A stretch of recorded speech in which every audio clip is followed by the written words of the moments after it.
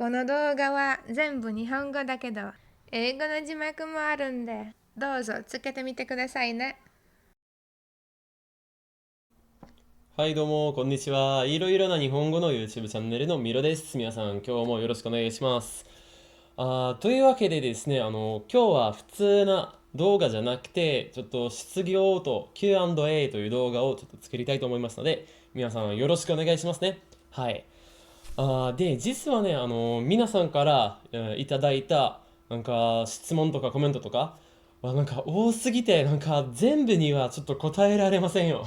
なんかすみませんけど、もし全部の質問に答えたら、この動画は多分1時間ぐらいになりそうだから、やっぱりちょっとだけね、ちょっといくつかの質問をスキップして、もうちょっと短い Q&A という、Q&A というスタイルの動画をちょっと作りたいと思いますので、皆さんもし皆さんのコメントをちょっとスキップしたら申し訳ないんですけど、それは時間の問題ですね。はい。申し訳ないです。もしもうちょっと詳しい質問とかあれば、ぜひコメント欄で書いてくださいね。というわけで、いきますか。そう、今日の一つ目の質問は、自己紹介をしてください。そうですよね。じゃあ、はじめまして。はじめましてじゃないと思いますけどね。そう、まあでも、そうですね。はじめまして。ミロです。27歳でポーランド人です。そうです。で、生まれてからずっとポーランドに住んでいます。はい。僕の本当の仕事は、YouTube はちょっとその仕事の一部になってるんですけど、大体僕は家庭教師、なんかオンライン教師みたいな感じ、みたいな感じの仕事をやってるんですけれども、それはもちろん日本語の、そう、もちろんっていうかなんというかもちろんじゃないと思いますけど、そう、僕の本当の仕事は、日本語の教師です。そうです。確かに3年以上ですね。3年半、3年間半ぐらい、家庭教師をやってます。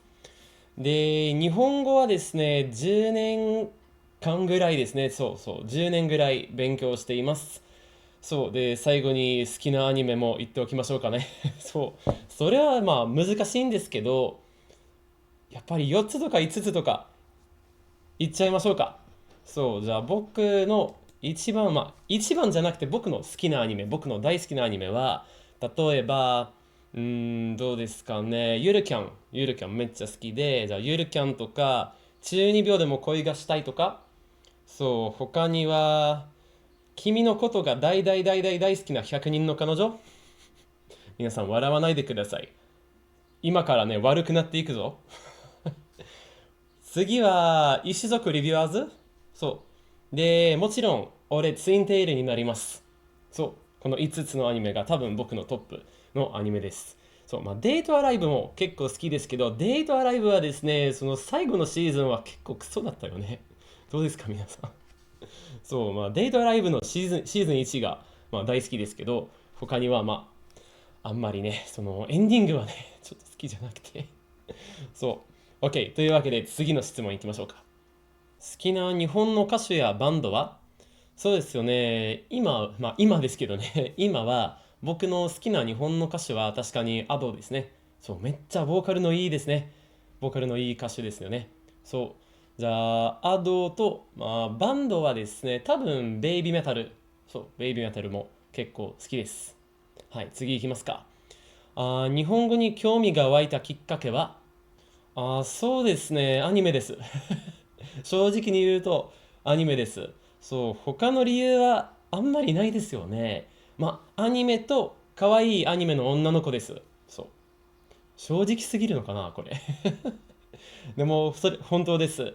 なんか歴史とか言語とか文化とか、もともとそういうことはどうでもよかったんです。もともとはね、なんかアニメとアニメの女の子が好きで、日本語も挑もうかなという感じで日本語を勉強し始めたんですよ。そう。次はですね、一番好きな日本の本は？そうですね、申し訳ないんですけど、僕は本はあんまり読んでないんですよ。そう。日本語もポーランド語も英語もあんまり読んでないんです。そう。本はなんか全般的に言うと、本はなんか、ちょっと苦手ですよ。なんか、読むのがちょっとつまらないっていうか、なんというか、それ多分学校のせいだと思います。そう、なんかポーランドの学校で、やっぱり本をいっぱい読ませられますよ。マジで。それで僕はちょっと本のこと嫌いになっちゃったかもしれないんですよね。そう。漫画とかビジュアルノベルとかは時々読んでるんですけど、本はあんまり読んでないです。そう。漫画はね、日本の漫画は、ゆるキャンも大好きですけど、他にはやがて君になるとか、学校暮らし結構好きです。はい。でも本はあんまり読んでないです。すみません。次行きましょうか。どんな言語を話せる？今勉強している言語がある？はい。僕は3つの言語が話せますよね。ポーランド語、それは、母語ですからね。もちろん話せるんですけど、英語も話せるんですけど、他には日本語。その3つ、ポーランド語と英語と日本語が話せます。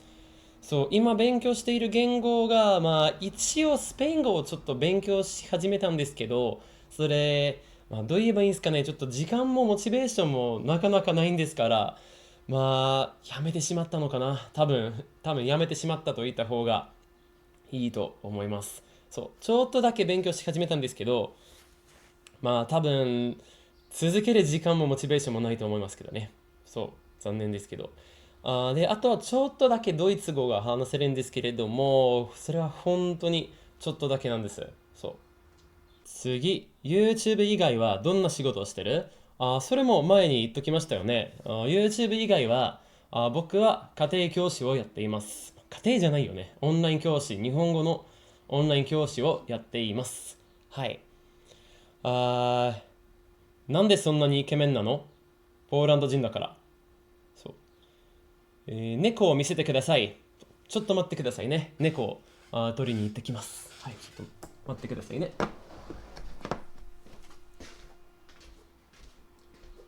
はい、こっちはマイロ。こっちはマイロです。マイロ、カメラを見てください。いいね。なんか皆さん見てください。大きい猫ですよ、マジで。見えるんですかね？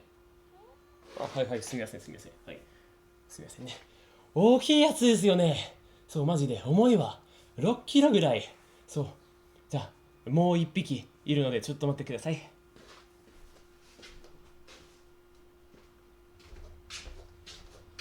で、こっちは黒。おい、黒もカメラ見てください。いいね。偉いぞ。よし、ちょっと逃げたいか？逃げたいね。じゃあ、これは黒ですね。こいつも結構大きいんですよ。そう。6キロ以上です。よし。じゃあ、マイロと黒2匹飼ってます。はい。じゃあ、普通な質問に戻りましょうかな。そう、今日元気してた？今日は元気してます。はい。最近ちょっと忙しくて、ちょっとだけ大変だったりしますけど、頑張ってます。頑張ってます。最近はね、いろいろな、新しいことって言った方がいいのかな。新しいこと結構やってるし、忙しかったんですけれども、頑張ってます。元気です。ありがとうございました。で、次の質問は、将来は他の日本語のチャンネルとコラボする可能性はある？という質問ですけど、あります。はい、あります。まだ100%決定はしてませんけど、多分、そうですね。いつかまだ知ってませんけど、まだ決まってないんですけど、ちゃんと、コラボみたいな感じはしますけど、でもそれは一つのチャンネルだけなんですけどね。皆さんは何かコラボのアイディアとかありますかね？ぜひ教えてくださいね。僕にもちょっとアイディアあるんですけれども、どうですか皆さん。誰とのコラボ見たいんですかね？ぜひ教えてください。はい。できるかどうかわかりませんけど、頑張りましょうか。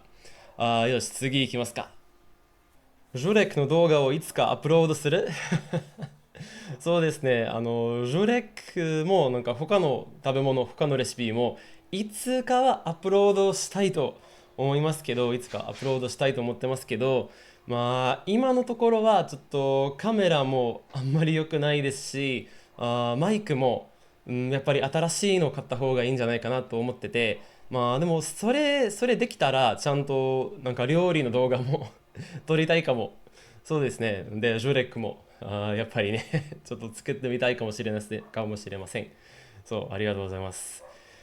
次行きますか。日本語じゃなくて他の言語のインプットの動画をいつか作りたいなと思ったことはある？思ったことはあるんですけれども、時間なくて多分無理だと思います。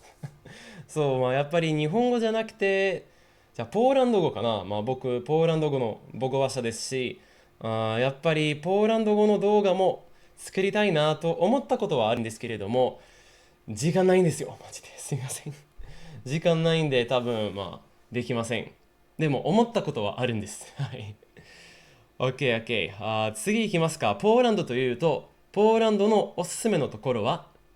そうですね。じゃあ、ポーランドのおすすめの街とか、じゃあ、やっぱりクラクフとかザコパネとかがおすすめですよ。クラクフってちなみに僕が住んでいる街なんですけれども、クラクフってちょっと京都に似ている感じがしますよね。なんか日本はその東京と京都があるんじゃないですか。そうで、ポーランドもなんかワルシャワとクラクフがあって、ワルシャワはその首都で、やっぱり東京みたい。そう、大きい都市ですからね。で、クラクフはもうちょっと小さくて、やっぱり歴史が豊かなところです。そう。なんかクラクフって第二次世界大戦の時は壊れませんでしたから、まだまだなんかこの歴史的なビルとか観光地とかまだ残ってますし、やっぱりちょっと京都と似たような感じがするんじゃないかなと思います。じゃあそれはクラクフですよね。なんかポーランドの歴史見たい人にはやっぱりクラクフがおすすめですけれども、他にはザコパネですけど、ザコパネはなんかどう言えばいいんですかね。ポーランドの山の首都みたいな感じがしますけど、やっぱり観光客が多いところなんですけれども、その山の雰囲気がしてて、やっぱり独特な風情があって、それもおすすめだと思います。で、他にはそれすごく個人的な意見ですけど、ポズナニという街もおすすめです。なぜかというと、美味しいレストランが多いですから。そうですよ。マジで。で、綺麗ですよ。ポズナニもちゃんと綺麗な街です。で、ポズナニというと、この Q&A はいつアップロードするかまだ分かりませんけど、でもポズナニってそのペルコンのところなんじゃないですか。で、僕は今年のペルコンじゃなんかアニメのコンベンションに行きますけど、でもこの Q&A をアップロードするのは確かにペルコンの後かもしれませんけど、すいません、まだ分かりません。そう。なんかこれを録音しているのはペルコンの前ですからね。そうです。ちょっとこの動画は遅くなってすみませんね。ちょっとね、めんどくさいとは言いませんけど、なんか仕事が多いんですね、この動画は。そう。じゃあ、つまり僕のポーランドのおすすめのところは、クラクフとザコパネとポズナインです。はい、そういうわけなんですよ。OK、次行きますか。よっしゃ、最近の休憩のおかげで元気になった？何をしてた？どうやってちゃんと休めるの？そうですね、そうですね。なんか僕って、もし知らない人がいれば、僕ってなんか1ヶ月ぐらい、YouTube を休憩したことがあって、最近のことですけど、うーん、確かに元気になったと思いますよね、ちょっとちょっとだけ。別に元気じゃなかったとか、そういうわけじゃなくて、ただ忙しかったんです。そう。なんかいろいろあって、僕がなんかやっと起業できて、で、その企業のことをやっぱりいろんな法律的とか、いろんな、税金的な問題や質問が出てきて、それをちゃんと解決しないといけなかったという状態になってたんですけれども、じゃあその休憩は、なんか YouTube の休憩は本当の休憩じゃなかったかもしれませんよね。確かに YouTube にはアップロードしませんでしたけど、ちゃんと僕の、営業かな僕の営業をちゃんとなんか頑張ってて、いろんなやらないといけないことをやってて、やっぱり休憩の感じがあんまりしてなかったけどね。そう。で、その最後の質問ですけど、なんかここの質問の最後の質問なんですけども、どうやってちゃんと休めるの？なんか全般的に言うと、それ僕のおすすめですけど、やっぱり散歩した方がいいんですよ。マジで。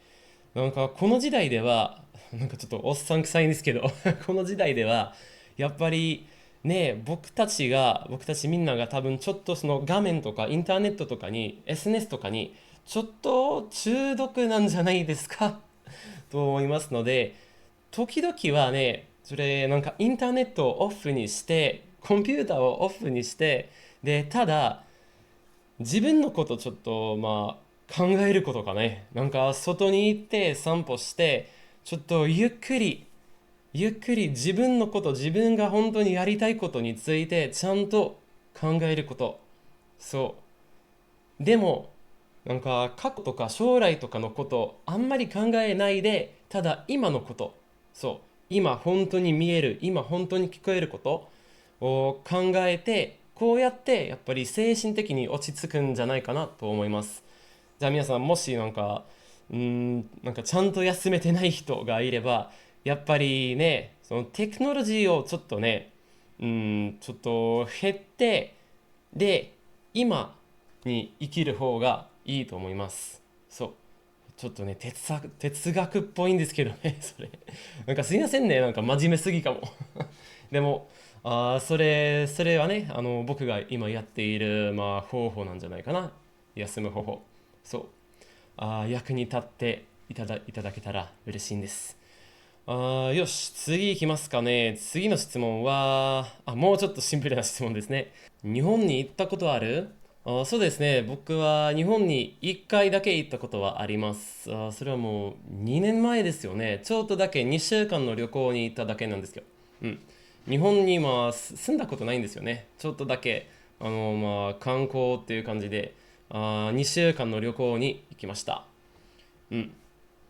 そう、次の質問ですけど、それも日本に行くことについての質問ですけれども、日本に行く予定なんだけど、本格的な日本体験にしたいんですけど、アドバイスとかある？そうですよね。アドバイスはあるんですけど、ちょっと好きじゃないと思いますよね、そのアドバイス。そのアドバイスはね、日本人の友達を作っておくこと。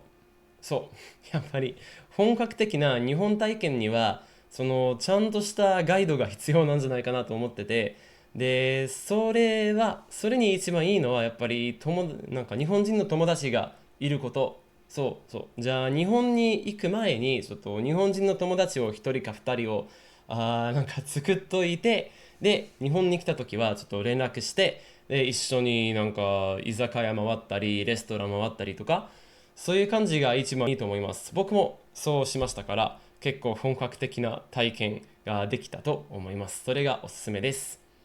OK、次行きますか。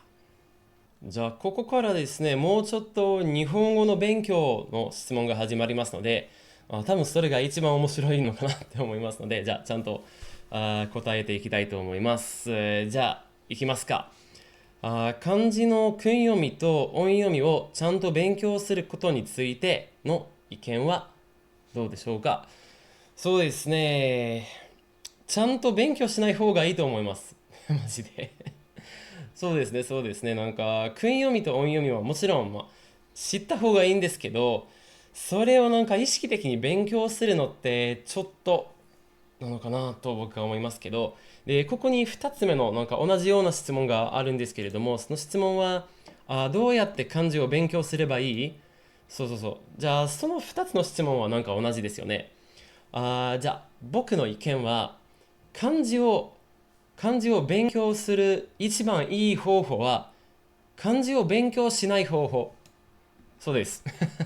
それはちょっとバカな話に聞こえるかもしれませんけど、いやーでも本当にそうですよね。特に漢字が苦手な人、そう、やっぱり漢字じゃなくて、ただ語彙を覚えて、で、その語彙を通して、そのなんか形だけを覚えて、で、こうやって漢字を勉強せず、漢字を勉強するっていう方法がおすすめなんじゃないかなと思います。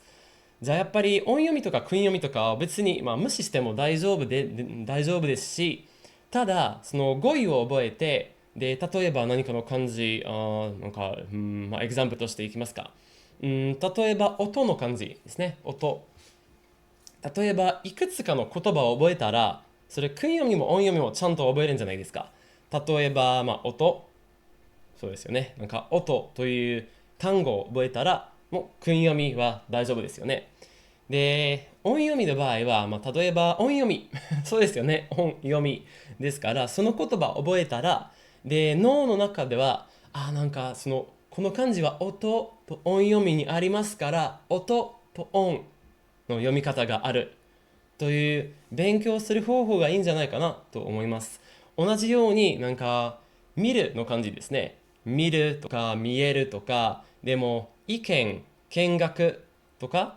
だからこの漢字の言葉を覚えて、で、後でなんか漢字の言葉を想像して、あ、見るだから見、意見だから見。こんな感じ。こんな漢字は覚えやすいと思います。はい。じゃあやっぱり漢字がちょっと苦手な人には、漢字を勉強しなくてもいいと思います。ただ、語彙をちゃんと勉強してください。勉強っていうか、ちょっとインプットしてなんか無意識に勉強した方がいいと思います。もちろんフラッシュカードとかも大丈夫ですけど、フラッシュカードのトピックはちょっと後戻ります。そう。でもちょっと続けたいと思いますね。次の質問いきます。次のはちょっと謎に凝った質問ですけれども、これもちゃんと答えたいと思います。キュアドリーが提案したゼロプロナウンについてどう思う？そう、このトピックなんですけれども、ちょっと説明はしませんけど、もし皆さんちょっと興味が湧いた人は、ちょっと、キュアドリーゼロプロナウンって YouTube に書いてみて。そうで、僕の意見はね、いや、それ、普通じゃない？なんかね、そのゼロプロナウンっていうことは、いや、なんか文脈そのものなんじゃないかなと思う。そう、なんか日本語ってやっぱりコンテクストヘビーラングイッジって言った方がいいのかな。そう、なんか文脈が本当に大事な言語ですね。で、ポーランド語も大体そんな感じですけど、日本語のほどじゃないんですけどね。ちょっとだけね、ポーランド語もこのようなゼロプロナウンみたいなものがあって、じゃあ日本語にもそのゼロプロナウンというものがあるのはなんかポーランド人としてはなんか普通そうなんかあれ普通な文脈じゃないただの文脈じゃないみたいな意見ですけど、なんかすみませんね、ちょっとバカな答えですみませんけど、それは正直な意見です。はい。ただの文脈じゃないそのゼロプロナウンって。OK、次いきますか。次はおすすめの暗記のスターターデックは、そう、もし知らない人に、暗記というのはなんかフラッシュカードのアプリですね。そう。で、インターネットでいろいろななんかスターターデックですね、なんか初心者向けのフラッシュカードのデックが、多くあるんですけれども、で、ここの質問は、どのデックがおすすめという質問ですけど、で、僕の答えは、どうかな。自分で作ったやつが一番いい。なんかマジでなんか、僕の意見ですけど、なんかインターネットで探さないで、ただそのデックを自分で作るのがコツなんですよ。そう。なぜかというと、もし自分でフラッシュカードを作ると、やっぱりその言葉を探して言葉を調べてフラッシュカードを作る記憶が残ってるんじゃないですか。で、その記憶がコンテクストになる。で、言語を勉強するにはやっぱり文脈、コンテクストが必要なんですよ。そう。で、このちゃんと自分で勉強した自分で調べた記憶も勉強の大事な一部だと思いますので、おすすめのフラッシュカードデックは自分で作ったデックなんですよ。そうです。はい、次行きますか。次はちょっと難しい質問ですよね。勉強しているとき、どうやって言葉の日本語の定義を使えばいい？どうやって作った方がいい？みたいな感じですね。そう、じゃあとりあえず日本語での定義を作るへのアドバイスですね。じゃあステップ1はなんかイメージをしてください。ちょっとエグザンプルあげますかね。例えば、そうですね、魚。魚って一体何なんでしょうか？そう。じゃあ、魚のイメージをしましょう。じゃあ、魚だと、海に生きる動物ですよね。で、食べ物。それはなんか、魚の4つのイメージですね。海、生きる、動物、食べ物。そう。じゃあ、魚は、海に生きている人が食べる動物。それでいいんじゃないですか？それでシンプルでいいんですよね。そう。もうちょっとちゃんとした、もうちょっとなんか豪華な感じがした定義を作りたいときは、なんか、とはのことですというパターンを使ってみてください。例えば、魚とは海に生きている人が食べる動物のことです。それだとパーフェクトです。本当に。そう。で、どうやってその日本語の定義を自分の勉強に含ませるかというと、含ませるって合ってるのかな？え、ちゃんとした日本語なの？ちょっとわかんない。すみませんね、僕も完璧じゃないんですよ、マジで。よし、じゃあどうやってどうやってその定義を使えばいいのかという質問なんですけれども、そうですね、ちょっとだけフラッシュカードについて話したいと思いますよね。そう。じゃあ、例えば僕がやっているフラッシュカードは、僕が自分でアニメを見るときとか、音楽を聴くときとか、見つけた面白い文、面白い、なんか僕がまだわからない単語とか、まだわからないパターンとかが入っている、なんかセンテンス、を探してて、それを調べて、で、それをフラッシュカードに入れます。そう。でも、そのようなセンテンスには、確かに一つか二つの新しい言葉やパターンがあるんじゃないですか。だからこれをフラッシュカードに入れようかなと思ったんですよね。そう。で、その時にはね、そのセンテンスをそのままフラッシュカードに入れて、でも、そのキーワードとかキーパターンとかをなんかディリートして、で、なんか四角い括弧ね、こんな感じ。四角い括弧にこの言葉の定義を書きます。と、何かエグザンプルできるのかな？そうですね。例えば、最近は、その、浅瀬という言葉を勉強しました。うん。で、ちょっとインターネットで調べたんですけれども、見つけたのは、確かに、千と千尋の神隠しのセリフでした。で、そのセリフはなんか、白が私を浅瀬に運んでくれたのね。それはアニメのセリフでしたよね。そう。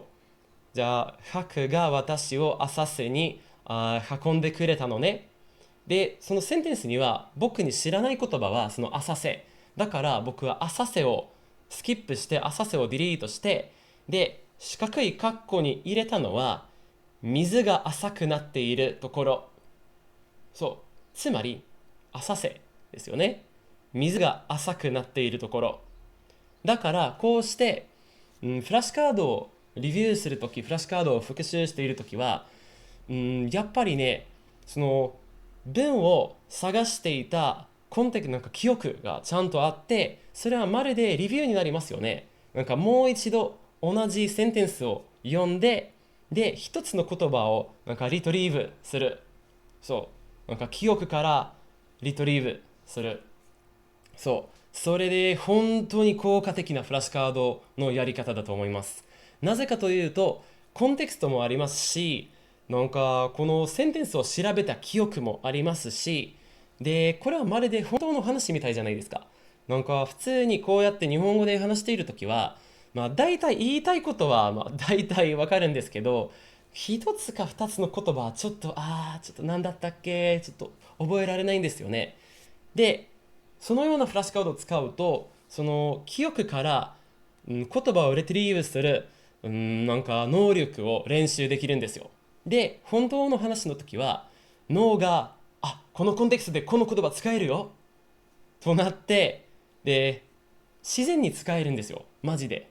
すごい効果的なんですよ。やってみてください。日本語のセンテンスを、なんか面白い言葉が入っているセンテンスを取って、暗記とかフラッシュカードに入れて、でもその一つのキーワードをディリートして日本語の定義を入れてください。そう。で、リビューしているときは文を全部読んで、で、このミッシング言葉このディリートした言葉、キーワードをリトリーブをしてみてください。それは本当にパワフルな武器だと思います。はい、やってみてください。すみませんね、長くなってしまいました。次の質問いきましょう。おすすめのアプリとかウェブサイトとかある？ありますよ、ありますよ。やっぱりイマージョンキットなんですよ。イマージョンキットというサイトはめっちゃおすすめですよ。前言っていた、その、千と千尋の神隠しのセリフ、なんかその、白が私を浅瀬に運んでくれたのね。という例文はイマージョンキットで見つけたやつ。そう。だから本当におすすめです。あそこにね、言葉をなんか入力して、アニメのシーンが出てきますよ。そう。で、このアニメのシーンをフラッシュカードにできるんですよ。それはすごいんですよ。マジで。おすすめです。確かにゲーム言語というチャンネルも、そのイマージョンキットを、おすすめと言ってましたよね。確かに。僕もおすすめなんですよ。それはウェブサイトですね。それはアプリじゃなくてウェブサイトです。他のおすすめのアプリは、暗記ですよね。でも暗記はやっぱり自分でデックを作った方がいいと思いますよね。うん。で、おすすめじゃないアプリもありますよ。そう。でもそれはもちろん人によって違いますけど、僕はワニカにはちょっとおすすめじゃないんですよ。そう。なぜかというと、ワニカニを使っている、生徒たち、僕の生徒たちは、なんか音読みを使いすぎ。そう。なんか訓読みが存在していることは完全に忘れてるんですよ。そう。だから、例えば、あの日は、じゃあ、that day ですね。あの日はなんとかなんとか。じゃあ、ワニカニを使っている人は、だいたいあの日とか、あのにとか、ね、読んでしまうんですよ。そう。だから、ワニカニはちょっと気をつけてくださいね。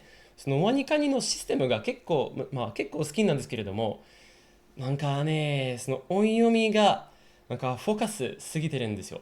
そう思います。じゃあ、ワニカには気をつけてくださいね、皆さん。そう。次いきますかね。初心者にとっては、理解可能なインプットという、勉強方法はどれぐらい効果的なの？すごく効果的なんですよ。マジで。むしろ、初心者には、上級者よりずっと効果的だと思います。マジで。うん。で、次の質問も、大体、同じじゃないんですけど、それも理解可能なインプットの質問ですから、これもやりたいんですね。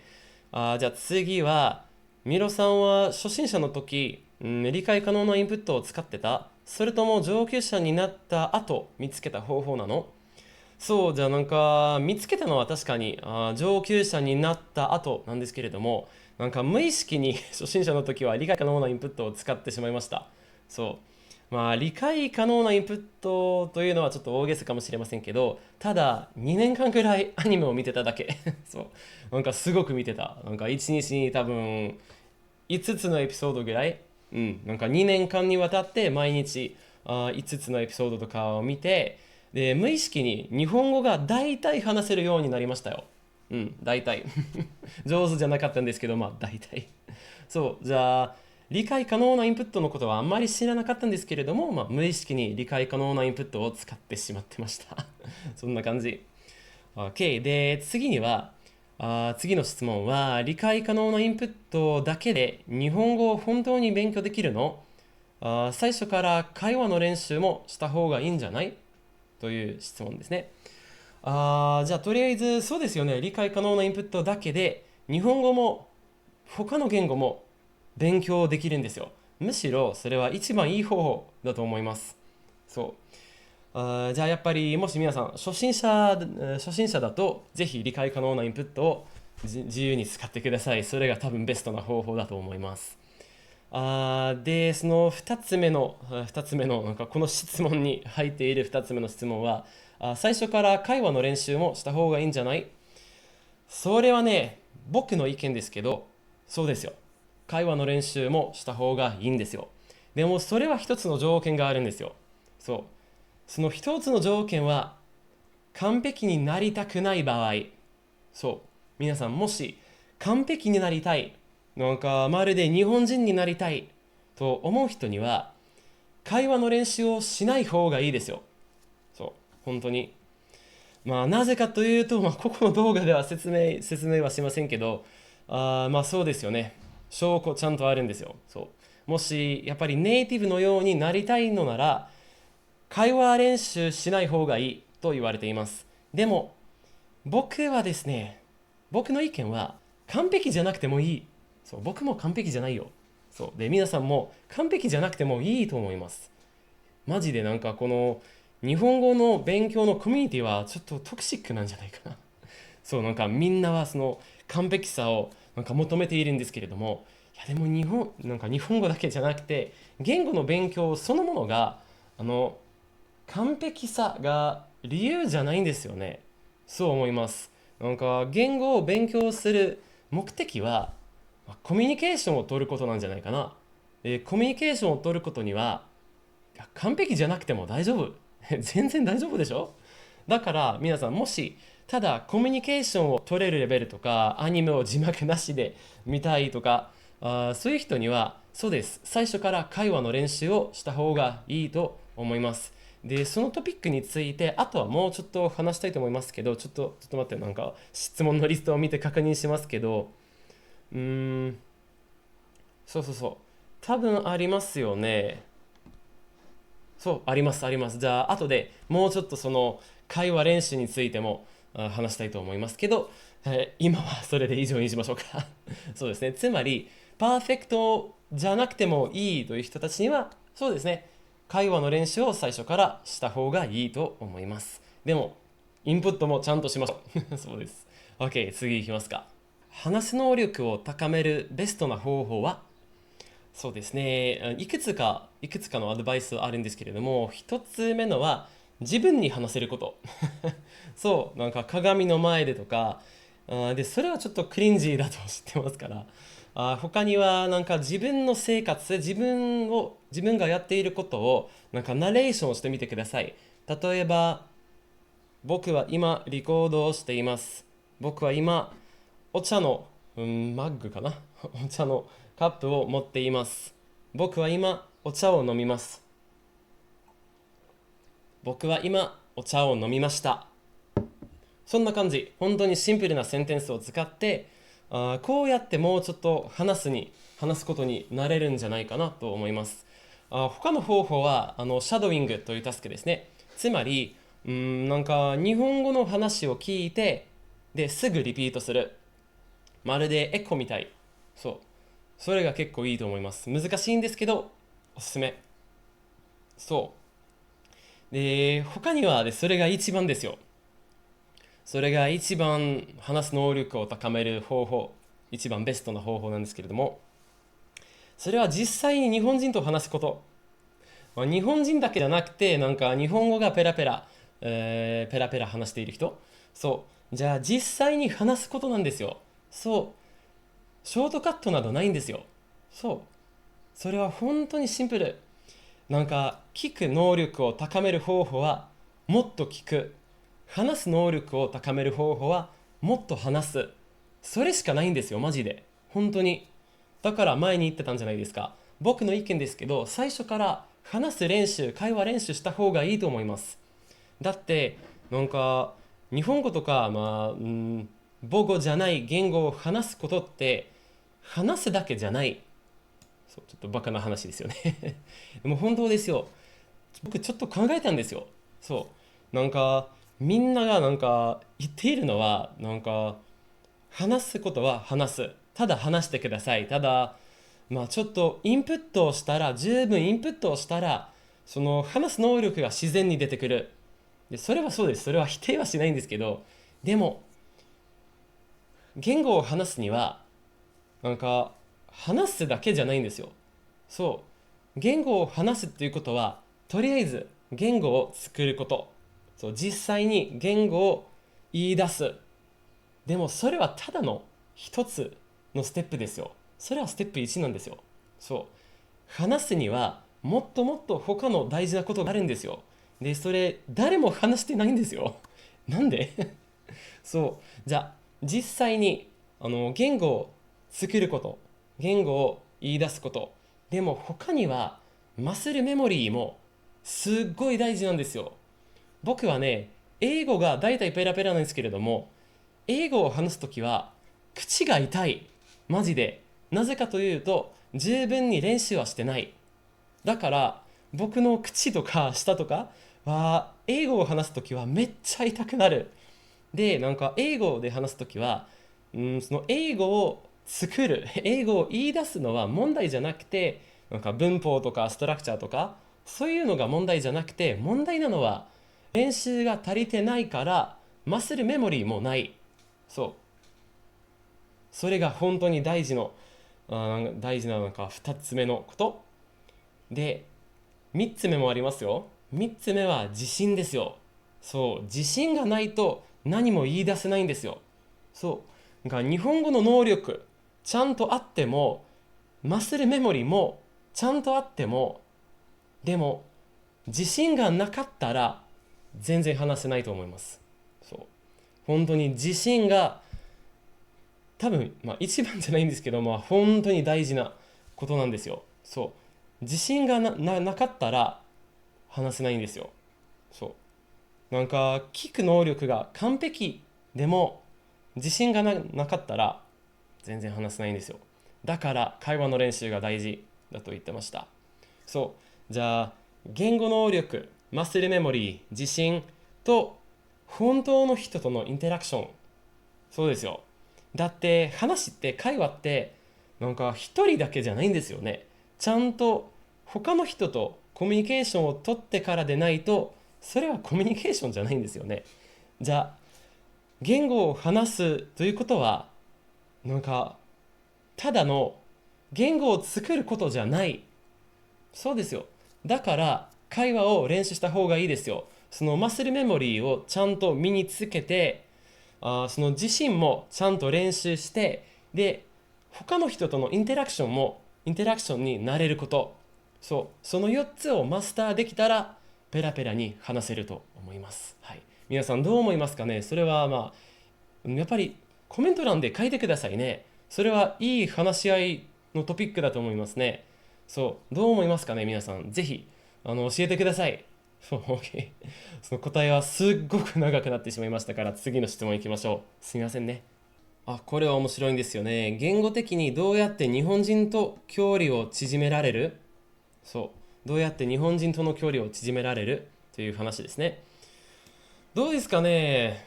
多分自分が間違いをすること、なんか認めること、自分の間違いを認めること。だって勉強していますよね。言語を勉強していますよね。ですからなんかミスとか間違いとかは完全に犯しますよ。それは逃げられないんです。でもそれをなんか認めてください。なんかミスを犯してもそれで大丈夫というマインドセットになってください。なんか英語で言うと stop giving a you know just stop giving a これがいいアドバイスだと思います。でなんか正しい文法とか正しい言葉遣いとか正しい肯定アクセントはマジでどうでもいい。気にしないでください。気にしたら瞬間に日本語能力が減ってしまう。減ってしまう、下がってしまう。そうですよね。皆さん今聞こえましたね。僕が日本語失敗しちゃったわ。マジで失敗しちゃった。日本語能力が減るんじゃなくて下がるんですね。でも僕はね、I just didn't give a you know だからだ言ってましたよね。ただなんか話を自然に、流してたんですよね。で別に文法のこととかコーデアクセントとか、言葉遣いとか考えなかったんですよ。が自然に流してください。間違ってもミスを本当に大きいミスを犯してもそれで大丈夫。ただ言語を流してみてください。アクセントとか正しい文法とか気にしないでください。マジで。でなんか日本語がなんかペラペラになってからあとはちょっとチューニングした方がいいと思います。僕はそうしましたよ。僕はそうしましたけど、それは、みんなが言っているほど難しくないんですよ。マジで。ちょっとチャレンジですけど、そんなに難しくないんです。マジで。なんかみんな落ち着いてください。言語ってレースじゃないんですからね。本当に自分なりのペースで間違いをいっぱい犯して、で、あと、ちょっとチューニングした方がいいと思います。チューニングって合ってるのかな、日本語で。多分合ってないと思います。でも分かったよね、皆さん。字幕あるし分かったんですけど、そうですね、見えますかね、皆さん。完璧じゃなくてもコミュニケーションちゃんと取れるし、ちゃんと YouTube の動画を作れるし、本当に気にしないでください。マジで。OK、次行きますか。OK、次は本当に面白い質問ですよ。それを皆さんちゃんと聞いてください。それは面白いです。それを使いこなせたら日本語がもっとペラペラになるみたいな文系とかある？ありますよ。もちろんあります。とりあえずもうちょっと、初心者というか中級者のレベルのアドバイスは、中級者のレベルの文系はテフォームですよ。マジで。皆さんテフォームをアンロックできたら日本語もアンロックします。マジで。でもテフォームを無理やりに勉強しないでください。ただインプットして自然に手フォームをなんか気づいてください。そう。それ本当に効果的なんですよ。じゃあ、手フォーム、それが一つ。二つ目のは、就職後というものですね。就職後って多分ちょっとわからない人が結構多いと思いますけど、それは難しい言葉ですからしょうがないです。就職後というのは、なんか名詞をディスクライブするセンテンスみたいな感じ。だから例えば、僕が生まれた町。そう。じゃあ町がそのメインの名詞ですね。で、僕が生まれたはそのディスクリプションですよね。で、僕が生まれた町は、英語にすると、The town I was born in. Right? だから、こうやって名詞をディスクライブする、その就職語を使いこなせたら、それは本当に日本語の全部が開かれるんですよ、マジで。このような就職語は、毎日の日本語でも、オフィシャルな日本語でもなんか敬語とか、で、歌とかアニメとか漫画とか、めっちゃよく使われますよ。マジで、この就職後、このパターンを使いこなせたら、それもはや日本語も使いこなせてるんじゃないかなと思います。マジで皆さん、ちゃんと気づいて使ってみてください。ちょっと難しいんですけど、マジで、これはなんか日本語の勉強のブレイキングポイントというやつだと思います。はい、マジで。これは面白くて難しいやつですね。じゃあ読ませていただきます。毎日フラッシュカードで新しい10個の言葉を覚えたり、ドーリンゴしたり、アニメを字幕ありで見ているのに、言語の理解も話す能力も全く上達してない気がする。どうすればいいの？そうですよね。問題なのは、そのやり方や考え方だと思います。じゃあちょっと例える話しましょうかね。うん、そうですね。じゃあ、こうやってこの人が説明してくださった、やり方はまるで、ケーキを作る時ですけど、でもケーキを作るには、そのケーキを作ってみたりすることじゃなくて、なんか有機化学を勉強してて、その有機化学の博士というタイトルを求めて、で、こうやってその知識を持ってケーキを作ろうとすること、それは同じなんじゃないかなと思います。そう、だって毎日10個の新しい言葉を覚えるということは、まるで毎日10個の新しい物質の名前を覚えること。で、ドゥオリンゴっていうのは、ドゥオリンゴを通して勉強することって、まるでラボで、研究室で、その小麦粉のプロテインと水の粒子がどうやって反応するか、どのような物質が作られるか、ただ観察すること。そう。じゃあやっぱりね、ケーキを作るには、知識もそうですけど、でもちょっと考えてほしいんですよ。やっぱり一番簡単で一番早いケーキを作ることは何なんでしょうか？有機化学の博士になること。で、その博士の知識を使ってケーキを作ること。それは一応できるんですけど、それはめんどくさいんじゃないですか？時間たくさんかかるんじゃないですか？そう。僕がそう思うんですけど、なんかケーキを作るにはただケーキを作っているプロを見てからそれをなんか見れば勉強してて、で実際に自分でケーキを作ってみること、それが簡単でしょ？そっちの方が簡単でしょ？そう、なんかケーキを作るには別に有機化学の博士にならないといけないわけではないですよね。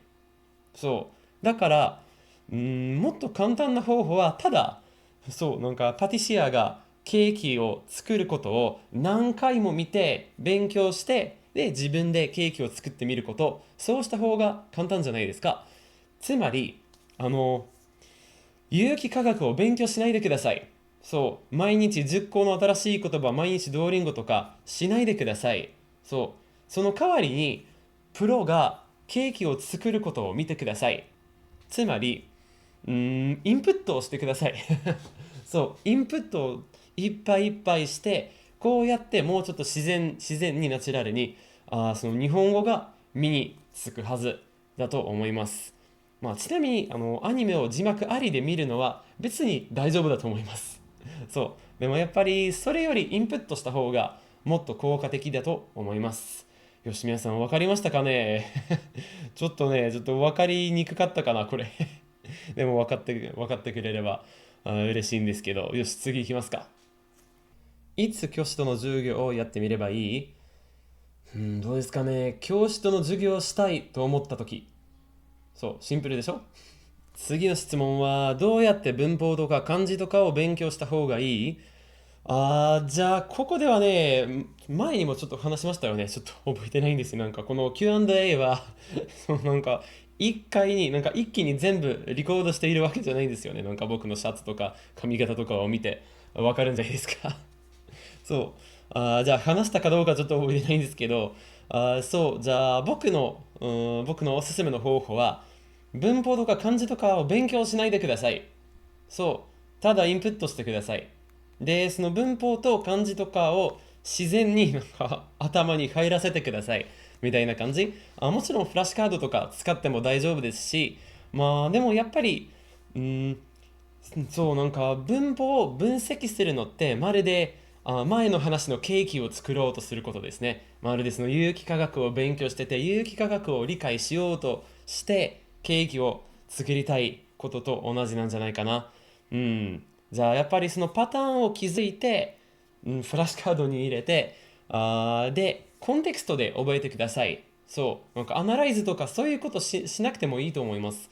例えば YouTube ではめっちゃいいチャンネルがあって、確かに名前は日本語と旅みたいなチャンネル。で、そのチャンネルは、文法を教えるチャンネルなんですよ。でも、テキストブックみたいな方法じゃなくて、ただ文脈を、その場面を紹介して、で、その場面でどうやって今日の文法、今日の文系を使えるということ、という方法でやってるんですので、すごく効果的だと思います。そう。だって、文法のルールは、僕たちの脳には、ただの文字なんじゃないかな。そう。で、実際にその文法を勉強して、実際にその文法を使えるということは、じゃあ、文字を覚えるということじゃなくて、なんか、どう言えばいいんですかね。脳がその場面とかその文脈とかをイメージしてからその文法が出るんですよ。そう。だってルールを覚えるのって脳にはちょっと良くないと思います。そう。ただ文脈を通して、場面を通して文法を勉強した方がいいと思いますけど、漢字はどうでしょうかね。漢字はただ語彙を覚えたらいいんじゃないかな。それ多分前にも話したことある気がします。そう。そんな感じ。よし。というわけで、最後の、3つ、1つのボーナスの質問もありますから、最後の4つの質問入りますけど、その4つの質問の中で、3つがもうちょっとパーソナル的な質問ですので、ちょっと、見ろパーソナルコーナーちょっと開けようかなと思います。じゃあ行きますか。ミロさんはモチベーションがなくなったりする？そういう時はどうする？もちろんです。もちろんモチベーションがなくなったりすることがあるんですけれども、そういう時は、とりあえず、そのモチベーションのなさに逆らわないこと、それが大事だと思います。そのモチベーションがちょっと下がったことを気づいて、それに逆らわないでください。そう。ちゃんと自分の体と自分の、精神かな、自分の精神をちゃんと聞いてください。で、ちょっと休みが必要と思ったら休んでください。そう。この気持ちと、このモチベーションのなさと戦う、どう言えばいいんですかね。戦ってもしょうがないです。そう。戦ったところで何も変わらないんですよ。うん。だって、それを、どうですかね。それを、気づいて、それは大丈夫ですと自分に言い聞かせて、そうした方が、ちゃんと休めて、モチベーションがいつか戻るはずだと思います。そう。要するに自分のモチベーションのなさを認めてください。で、逆らわないでください。次行きましょうか。これですよね。来たかって感じですね。ミロさんの日本語とコーデアクセントはどれぐらい上手なの？どうですかね。なんかインターネットで、確かに人々が言っているのは、僕って英語にすれば almost native、ほぼネイティブというレベルなんじゃないかな。まあみんながそう言ってるんですけど、どうでしょうかね。まあ確かに結構自由に話せますけど、いや、ネイティブまではまだまだだと思いますよね。そう。まあでもこうやって、なんか大体自然に自由に日本語でペラペラ話せると思いますよね。はい。そうで、僕の肯定アクセントですけど、多分そんなに上手じゃないと思いますよ。なんかこれもインターネットで人がよく書いてるんですけど、僕の肯定アクセントは、なんかダメとか、なんか今日失格とか、みたいな感じで言ってるんですけど、実はね、どうでもいいわ、マジで。どうでもいい。前にも言いましたよね。なんかパーフェクトじゃなくてもいいですよ。なんか、誰の日本語が一番上手とか、誰の肯定アクセントが一番上手なの？それは勝負じゃないんですよ、皆さん。何それ？それは勝負じゃないんですよ。みんなが自分なりのペースで勉強した方がいいんじゃないですか。そう。なんか他の人と自分を比べないでください。勝負じゃないから。僕もパーフェクトじゃないですし、あなたもパーフェクトじゃないんですよ。多分。まあ日本人だったら多分パーフェクトですけど日本人じゃなかったらパーフェクトじゃないと思いますね。そう。じゃあ本当にですね、皆さんちょっとどう言えばいいんですかね。これ皆さんにちょっとこの動画だけじゃなくて僕のチャンネルの全体で皆さんに伝えたいことは、完璧じゃなくても大丈夫です。そう、文法とかコーデアクセントとか完璧じゃなくても教師とかYouTuber とか、ペラペラに話せる人になれるんですよ。で、覚えてください。日本語は勝負じゃないですよ。そう。なんかマジでね、この日本語の学習者の、界隈かな、そのインターネットの界隈ってすごくトクシックなんですよ。マジで。気づいたか皆さん。マジトクシックですよ。なんか皆さんが、あの人の肯定アクセントが悪い。あの人の文法はクソ。みたいなみんな言ってるんじゃないですか。なんで皆さんこれは趣味のはずですよね。趣味だったはずですよね。その日本語を勉強するのって。そう。だから、なんか他の人と比べないで自分なりのペースで勉強していて、勝負じゃないことをちゃんと覚えていてください。そう。なんか好きなことをやればいいんですよ。マジで。そう、アニメ見たり、漫画読んだり。まあ、ドアリンゴが好きな人、ドアリンゴをぜひしてください。そう、勝負じゃなくて、いやただ、日本語を楽しんでください。そう。それは本当にシンプルですよ。なんで誰もわかんないのかなと思うほどトクシックですよ、この、界隈は。そう。よし。というわけで、最後の、最後じゃないんですけど、最後のメインの質問いきましょう。それは多分その待ちかねの質問だと思います。じゃあというわけでいきますか。ミロさんはどうやって日本語を勉強した？そう、この質問は何回も何回も出てきましたよね。そう、じゃあちょっと長い話になるかもしれませんけど、この Q&A はなんかそもそも1時間ぐらいになってるんじゃないかな。多分1時間超えてると思いますよ。なんかすみませんね。結構長くなってしまいましたけど。そう。じゃあ、僕の日本語の旅についてちょっと話させていただきたいと思います。皆さん覚悟できておるのかな？よし、行きましょう。じゃあ、僕はですね、とりあえず、いつでしたっけ？11年前とかですね、僕が高校に入学した時ですね。その時はアニメを見始めたんですよ。そう、高校の前はアニメが大嫌いだったんですよ。マジで。でも高校の時、ある友達のおかげで、アニメを見始めたんですよ。で、そのある友達は今僕の、まだ、まだですね、まだ妻じゃないんですけど、すぐ妻になりますよ。そう。そのある友達は今僕の妻になる人。そうです。じゃあ彼女のおかげで、彼女のせいでって言った方がいいのかな。アニメを勉強し始めました。それは11年前の話ですよ。で、2年ぐらいですね、なんか毎日毎日アニメを見て、なんか毎日5話とか6話とかのアニメを、見ていましたね。なんか2年間ぐらい。そう。で、あとは、あとじゃなくて、そのステージで僕はなんか、毎日毎日字幕ありのアニメを見ていて、で、この聞こえている日本語と見えているポーランド語の字幕、となんかコネクションができて、で、僕が気づいたのは、なんか勉強したというわけじゃなくて、僕がナチュラルに気づいたのは、例えば、ないをつけるとネガティブになるのかな、L をつけると可能形になるのかな、タイをつけるとなんか何かしたいというフォームになるのかなと気づいたんですよ。で、もちろん語彙とかもいっぱい気づいて勉強しないで勉強しましたみたいな感じで、そのアニメを2年間ぐらい見た後は、大体本当にシンプルな話ができるレベルでした。うん。そう、なんか本当にシンプルな毎日日常の話ができたんですよ。できてたんですよ。あの時は。そう。アニメを見ているだけでですよ。そう。真面目な勉強は全然してなかったんです。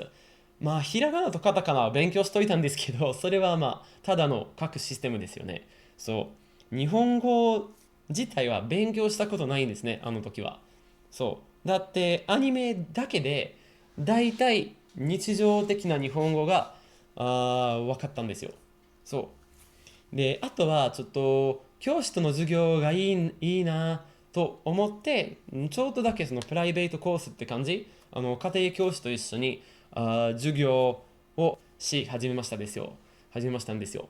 で、その教師との授業は半年ぐらい続いてて、で、その授業の時はもうちょっと、伝統的なやり方で勉強してましたけど、で、僕があの時気づいたのは、なんかその教師が僕に何かのルールを説明しようとしていた時に、僕は、あ、それわかります？で教師は、なんでわかりますか？アニメで聞いたからみたいな感じ。じゃあ、ルールは、本当は前に気づいといたんですよ。そう、アニメをいっぱい聞いて、字幕をいっぱい見て、そのルールを気づいて、ルールが使えるようになった。で、あとは、その、ルールの説明を読んで、それか。大丈夫、大丈夫、わかる。で、実際に使うことができました。こんな感じでしたよね。そう。で、あとはもう1年間ぐらいですよね。そう、もう1年間ちょっと自分で、ちょっと勉強したり、アニメ見たり、ちょっとレイドバックって感じで、ちょっとだけ日本語を勉強してたんですけど、で、その時は日常会話なら大体できましたよ。うん。もちろん間違いはいっぱい犯してしまいましたけど、でも本当の日本人の友達とちゃんと話ができました。それは大成功でした。そう、マジで。ちゃんと長い話ができました。そう。それはすごくね、なんか、すごい感じがしました。マジで。で、その後は、じゃあ、なんか3年間以上日本語を勉強していたとき、日本学科に入学しようかなと思いました。で、ちゃんと、英語とポーランド語の試験を、書いて、日本学科に入学できました。で、日本学科で3年間、なんか本当に教科書を使ったり、伝統的な方法で、教わってきたんですけれども、それは実はね、しんどかったです、マジで。しんどかったんですけど、確かにいっぱいのルールとか、いっぱいの新しい言葉、勉強できましたし、僕の日本語は結構上達しました。でも、その上達した理由は多分日本学科じゃないと思いますよ。そう。日本学科の1年生でしたっけ？そう。1年生の時は、2年生だったかも。ちょっと覚えてないんですけど、1年生か2年生の時は、日本料理のレストランでバイトし始めました。そう。で、その日本料理のレストランで日本人のシェフがいました。で、僕は、毎日じゃないんですけど、1週間に4回ぐらい、その仕事に来て、で、数時間、日本語で話ができました。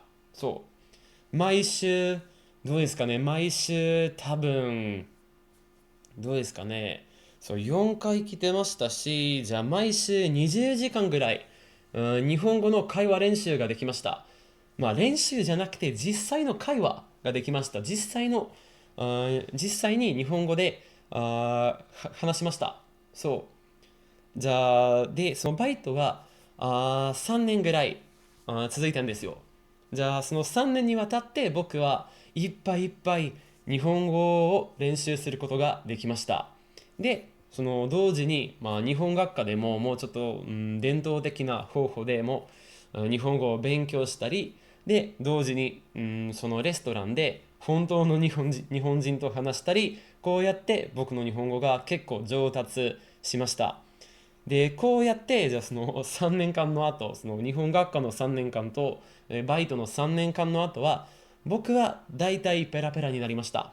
そう。もちろん本当に難しいトピックはまだちょっと、苦労してましたけど、でも本当に、まるで今みたいに自分の意見をちゃんと言えたり、自分が考えていることをちゃんと説明したりすることができるようになりましたみたいな感じですね。そうで、じゃあそのバイトを終わったのは3年前の話でしょうか。多分ね、3年前ぐらい、2年とか3年とか。